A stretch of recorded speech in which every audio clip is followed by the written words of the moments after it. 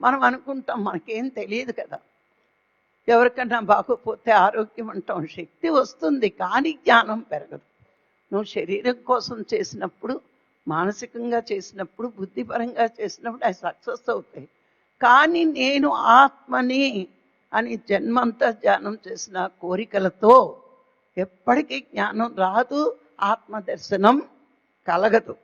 ఇప్పుడు చూడండి, భగవద్గీతలో 4 భక్తులు ఉన్నారు.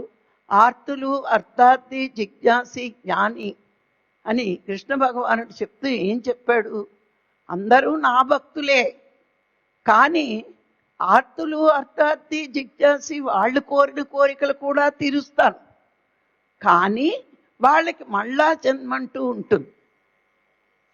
జ్ఞాని నేనున్న సత్యలోకంలోకి వచ్చి మోక్షస్థితిని పొందుతాడు. ఇక్కడ డిఫరెన్స్ చూడండి.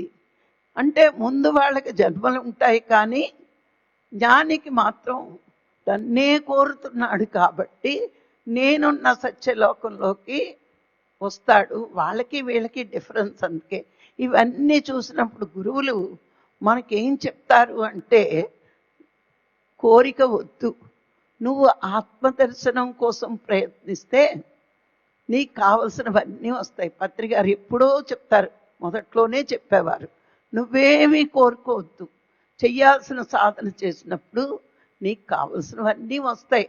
వచ్చినవి నువ్వు విశ్వానికి ఇవ్వగలిగినప్పుడు నీ ద్వారా విశ్వానికి అందుతుంది కాబట్టి నీకు అనంతంగా ఇవ్వబడతాడు. సార్ ఎప్పుడు చెప్పేశారు, ఎప్పుడో చెప్పారు.